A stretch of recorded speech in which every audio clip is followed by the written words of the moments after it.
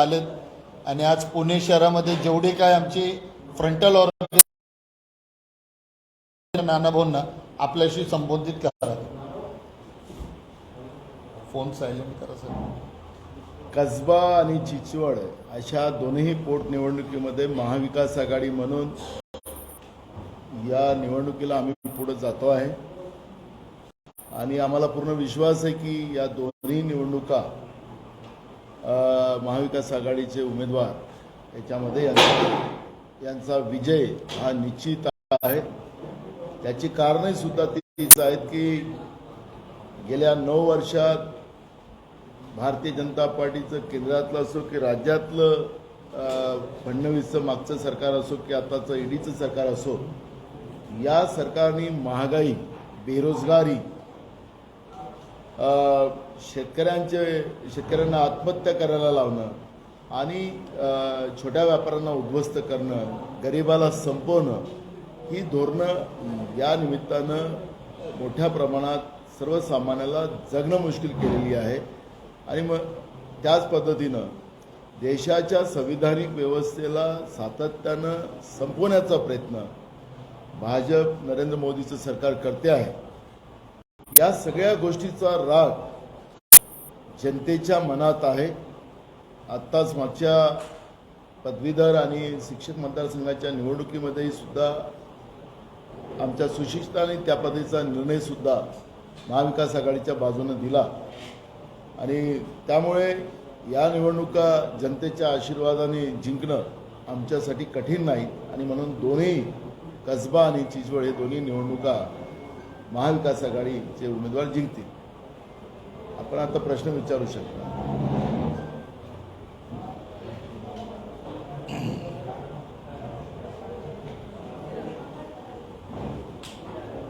काही आज प्रश्न नाही आहेत.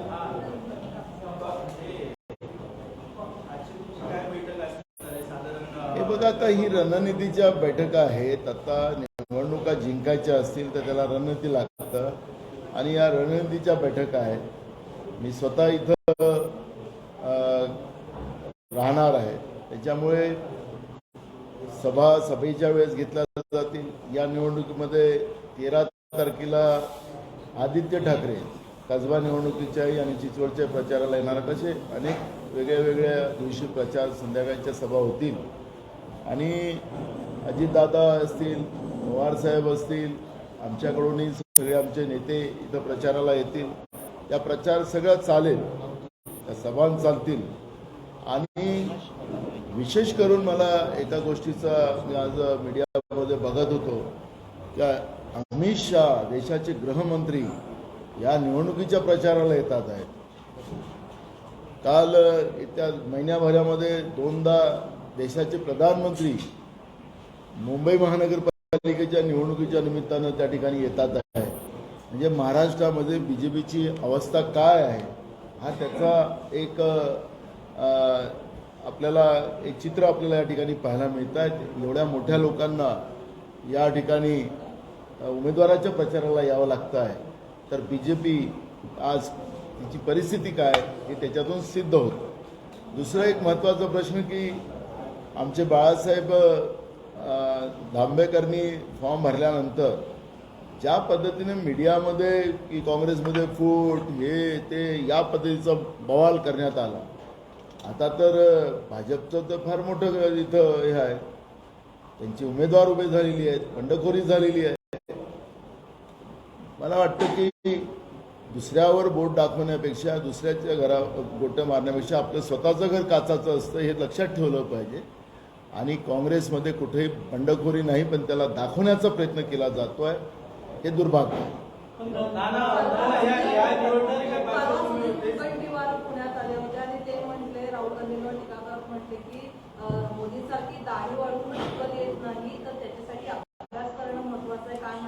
बरोबर आहे. मोदी साहेबांसारखी अक्कल राहुल गांधीजींना नाही आहे हे त्यांनी सत्य बोललेलं आहे. राहुलजी या देशाच्या सगळ्या धर्माच्या लोकांना एकत्रित आणतात आहेत. देशाच्या संविधानिक व्यवस्थेला वाचवण्याचं काम करतात आहेत. आणि मोदीजी काय करतात आहेत? मोदीजी संविधानिक व्यवस्था संपवतात आहेत. मोदीजी देश विकून देश चालवत आहे. हिंदू मुसलमानमध्ये भांडणं लावतात आहेत. बरोबर सुधीर मुनगंटीवार काही चुकीचे बोलले नाही, त्यांनी बरोबर बोलले. राहुल गांधी आहेत. राहुल गांधीची तुलना त्यांच्या नेत्याशी त्यांनी करूही नये एवढाच आमचा त्यांना सल्ला आहे.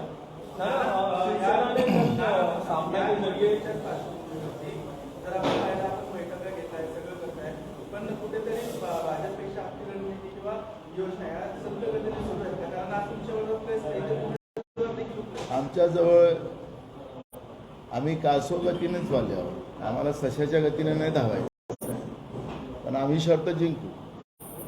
मी तुम्हाला ते सांगितलं, त्यांना भागू, त्यांना त्यांच्याजवळ सोशल मीडिया, पैसा, मुबलक सगळं, त्यांनी जर तुम्हाला त्याच्या त्यांची पलीकडची तुम्हाला ती बातमी असेल तुमच्याजवळ, पण तुम्ही बोलत नाही. सगळं आता विकतही घेऊ आम्ही, अशा पद्धतीत चालू आहे. ही पण त्यांची रणनीती आहे. तेवढी रणनीती आम्ही करणार नाही. आम्ही जनतेमध्ये जाऊ, जनतेच्या हृदयात बसू, जनतेचा आशीर्वाद आम्ही घेऊ. आम्हाला त्यांच्यासारखं सगळं फार एकदम एकदम करायची गरज नाही. जनता काँग्रेससोबत आहे, महाविकास आघाडीसोबत आहे, आणि या निवडणुकीमध्ये दोनही उमेदवार आमचे जिंकतील असं तुम्हाला सांगितलेलं आहे. देशाचे गृहमंत्री या प्रचारासाठी आले, तसं केंद्रीय नेतृत्व काँग्रेसकडनं पण येणार आहे का? गरज नाही. आमचे राष्ट्रीय नेते शरद पवार साहेब आहेत आमच्याबरोबर इथं, त्यामुळे आम्हाला काहीच गरज नाही. सामना में टिप्पणी की गई थी आपके ऊपर कि आपने जिस तरह अध्यक्ष पद का विधानसभा अध्यक्ष पद का इस्तीफा दिया, कल जवाब दे दिया, उसका इश्यू क्लोज हो गया. अब सब हाई वोल्टेज ड्रामा पूरा क्लोज हो गया. अब उसके बारे में क्यों पूछ रहे बार-बार? मुंबई में आ रहे हैं, उसका भी जवाब हमने कल दे दिया. वो कल उसका हमने काय के लिए आ रहे, क्या हो रहे, मैं यहाँ प्रचार में रहूँगा, वो सब कल जवाब दे दिया. हाँ,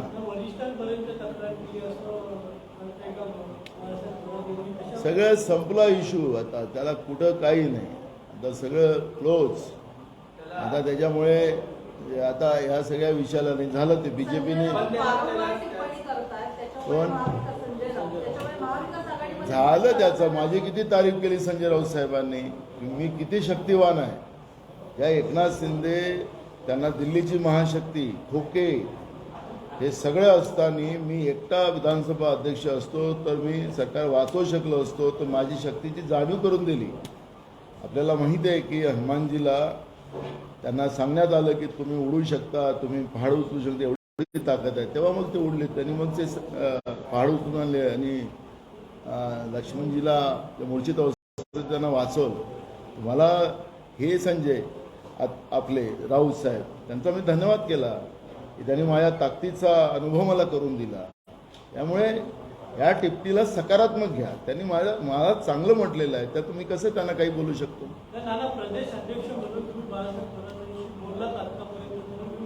बाळासाहेब स्वतः येतात आहेत. मी परवा सगळ्या आमच्या स्टार प्रचारकांच्या नावामध्ये त्यांचं नाव त्याच्यात आहे, ते येतात आहेत.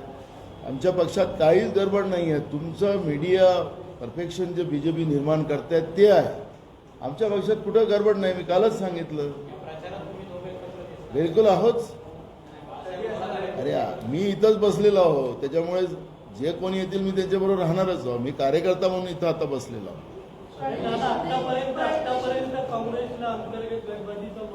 असं वातावरण नाही आहे तर दूर करायचा प्रश्नच काय. जेव्हा कुठं गडबडच नाही तर दुरुस्त करायचं कारणच काय. थोड्या वेळापूर्वी चंद्रकांत पाटलांनी भाषण केलं त्यात असं म्हणाले की कसब्याच्या निवडणुकीसाठी साम दाम दंडभेद सगळं वापरायचं. तुम्ही याच्या पहिलेच सांगितलं यांना, मी तुमच्या याच्या पहिले सांगितलं. ते म्हणले की तुम्ही स्लो आहेत, ते फास्ट आहे. मी यांना म्हणलं बाकीचं ते बघा, त्यांनी सांगितलं. आता तुमच्याच मित्रांनी सांगितलं. त्यांचं सगळं तयार आहे, त्यांना बोलता येतं. पण चंद्रकांत पाटलाला बोलता येते हे सगळं.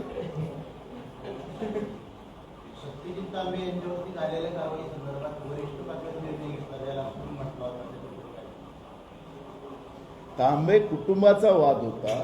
त्या कुटुंबाच्या वादावर पक्षांनी जास्त पडू नये अशी भूमिका त्याच्यातली होती. जे काही कारवाई झाली ती हायकमांडनी केली आणि त्याच्यामुळे हायकमांडने केलेल्या कारवाईवर आम्ही लोकांनी प्रतिक्रिया जास्त द्यायची नसते, असंच आम्हाला आमचं नियम आहे. आणि त्याच्यामुळे तांबे कुटुंब हा जो विषय आहे हा आमच्या राज्य पातळीवरचा विषय क्लोज आहे. दादा एक लॉ एंड ऑर्डर की सिचुएशन का काफी कहा जा रहा है, संजय राउत ने भी आज कहा है जिस तरह कोकण में एक जर्नलिस्ट की हत्या कर दी गई, कानून व्यवस्था महाराष्ट्र में स्थिति कैसी है, आप उसको कैसे देखते हैं? ये एक बड़ा गंभीर प्रश्न आपने यहाँ खड़ा किया. मैं परसों भी हमारी महिला विधायक प्रज्ञा सातव इनके ऊपर एक हमला हुआ और उस समय में मैंने राज्य के गृह मंत्री को भी खत लिखा, डीजी को भी हमने फोन पे बात की कि एक तरफ बीजेपी के माजी आमदारों को सुरक्षा दी गई है, जेट Y+ की सिक्योरिटी मुहैया की गई है, खोखे के 50 MLA को सिक्योरिटी दी गई है और इस तरह की. और मैं आप लोगों को बताना चाहता हूं कि Y+ सिक्योरिटी का रोज का खर्चा 20 लाख रुपया है. मैं जब विधानसभा अध्यक्ष था तब मुझे Y+ सिक्योरिटी दी गई थी, तो मैंने सब उसकी मालूमात लिया कि क्यों आखिर में जनता ने मुझे इस संवैधानिक पद पर बिठाया. तो मुझे जो मेरे को Z+ देने की बात हुई थी, क्योंकि मैं जिस एरिया में रहता हूँ नक्सल एरिया है, लेकिन हमने कहा कि हमें नहीं होना, मैं वो ज़्यादा पुलिस हमको नहीं अच्छी लगती, तो इसलिए हम Y+ पे क्योंकि प्रोटोकॉल के आधार पे लेना पड़ा. तो मैंने हिसाब लिया तो 20 लाख रुपया Y+ का एक खर्चा होता है, 2 करोड़ रुपया महीने का खर्चा होता है. तो जनता के पैसे की लूट ये लोग कर रहे हैं. एक तरफ पत्रकारों को भी मारा गया, वकीलों को भी मारा गया, बीच में वकीलों को भी कोर्ट में मारने का कार्यक्रम हुआ था. मैंने तब भी ये विधानसभा में प्रश्न उठाया था. जो सरकार के विरोध में सरकार की गलत भूमिका, जो सरकार की गलत नीतियां है उसके ऊपर जो बात करते हैं उसके ऊपर हमला हुआ जाता है. तो क्या ये लोकतंत्र बचा है कि हुकुमशाही आई है?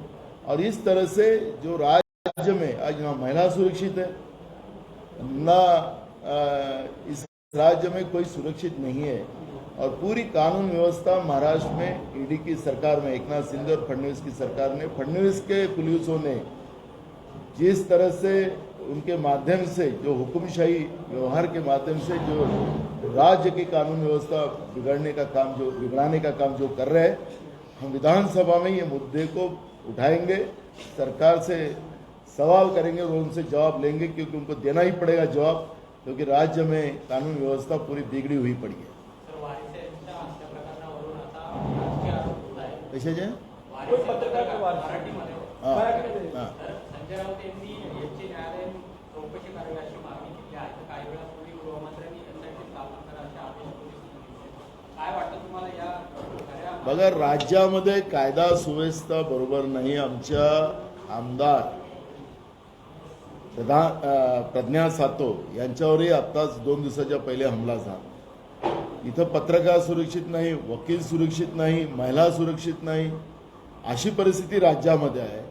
आणि राज्यामध्ये आज अशी परिस्थिती आहे की 50 खोकेचे जे आमदार आहेत त्यांना Y+ सुरक्षा दिली गेलेली आहे, माजी आमदारांना Y+ सुरक्षा दिलेली आहे, नातवाला सुरक्षा, बायकोला सुरक्षा, पोराला सुरक्षा, सुनेला सुरक्षा, ही वेगळी सुरक्षा. अशा पद्धतीनं सुरक्षा ज्या दिल्या गेलेल्या आहेत त्याच्यामध्ये एका Y+ सिक्युरिटीला रोजचे 20 लाख रुपये खर्च होतात. एवढ्या लोकांना हे सिक्युरिटी या आणि जनतेच्या पैशाची लूट ज्या पद्धतीनं महाराष्ट्राचं एकनाथ शिंदेचं आणि फडणवीसचं सरकार करते आहे. एकीकडे पत्रकार सुरक्षित नाही, यांना कशाची सुरक्षा पाहिजे? जनतेच्या पैशाची उधळपट्टी करायला हे सरकारमध्ये बसलेत का? हे सगळे प्रश्न या ठिकाणी निर्माण झालेले आहेत. येणाऱ्या विधानसभेच्या अधिवेशनामध्ये राज्याच्या कायदा सुव्यवस्थेबद्दलचा प्रश्न उपस्थित केला जाईल. या राज्यामध्ये पत्रकार सुरक्षित नाही, आम्ही पत्रकारांच्या सुरक्षेच्या कायद्याच्या बद्दल बोललो. ग्रामीण भागामध्ये काम करणारा पत्रकार जो असतो त्यालाही या कायद्याच्या अंतर्गत आणलं पाहिजे, अशा पद्धतीची भूमिका आमची आहे. पण राज्यातलं सरकार जे सरकारच्या चुकीच्या जे काही धोरणं आहेत त्यांच्या विरोधात पत्रकारिता करायला गेलेत, तर त्यांच्यावर हमले करण्याची जी मानसिकता या सरकारची आहे, या सरकारच्या हुकुमशाही प्रवृत्तीला येणाऱ्या विधानसभेमध्ये आम्ही संपवू. त्यांच्याकडून त्यांना प्रश्न विचारू, त्यांना त्याचं उत्तर द्यावं लागेल, अशा पद्धतीची भूमिका काँग्रेस पक्षाची आहे.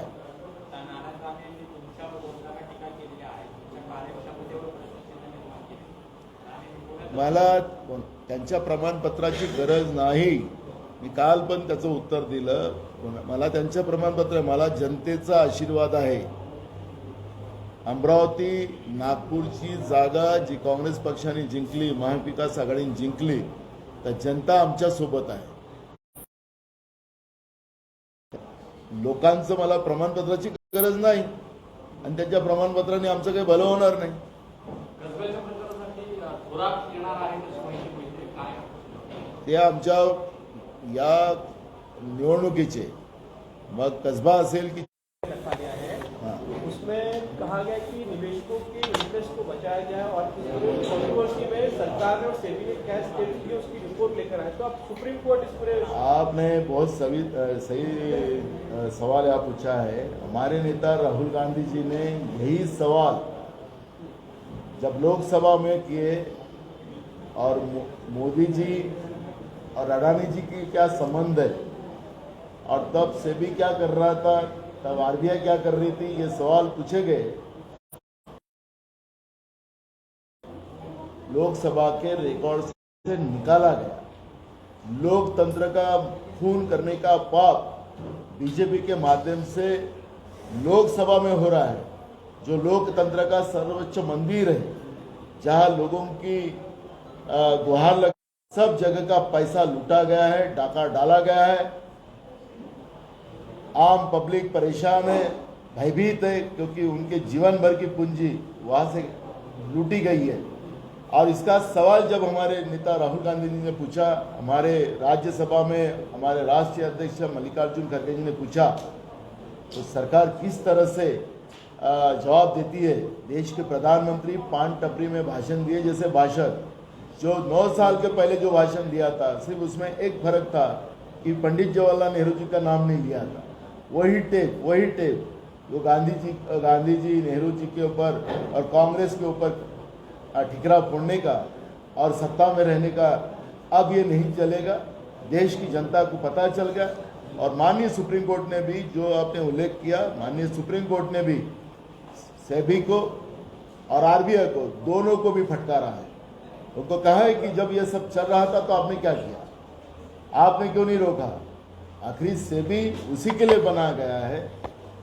रिजर्व बैंक के जो कंट्रोल सब बैंकों पे है, तो उसने रिजर्व बैंक ने उस समय में क्या किया.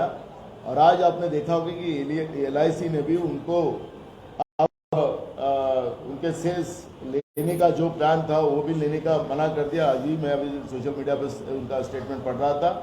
तो अब क्यों नहीं कर रहे. अभी अदानी अगर बहुत अच्छा आदमी है, कुछ लोग बोलते हैं बीजेपी के कि वो देश का उद्योगपति है, देश प्रगति पे जा रहा है, तो फिर LIC तो उन्होंने कहा कि मैं जनता का सेवक हूं, मैं चौकीदार हूं. तो चौकीदार तुम क्या अदानी के हो, देश के जनता के हो. ये सवाल अब जनता के लोग पूछ रहे हैं और जनता पूछ रही है. और मैं यही सवाल ये कर रहा हूं कि मोदी जी आप बताइए कि आप अदानी के चौकीदार हैं कि ये देश के चौकीदार हैं. ये आप मोदी जी आपको जवाब देना पड़ेगा. अगर आप जवाब से भागोगे और वही घिसे पीटे अपने भाषण करोगे, कांग्रेस के ऊपर आरोप करोगे और हम जीतेंगे, ये सोच अब बदल दो. अब जनता होशियार हो गई, जनता समझ गई है. और कल मैंने देखा उनका राज्यसभा का भाषण कि ना मैं टीवी पर चमक दिखाता हूँ, ना पेपर में चमक दिखाता हूँ. मेरे साथ 140 करोड़ लोग ऐसा वो भाषण कर रहे हैं. तो ठीक है, अब जनता बताएंगी चमक किसकी क्या है. और इसलिए हमारे सवाल का उनको जवाब देना पड़ेगा कि तुम अदानी के चौकीदार हो कि देश के 140 करोड़ जनता के चौकीदार हो. इसका जवाब तो मोदी जी आपको देना ही पड़ेगा.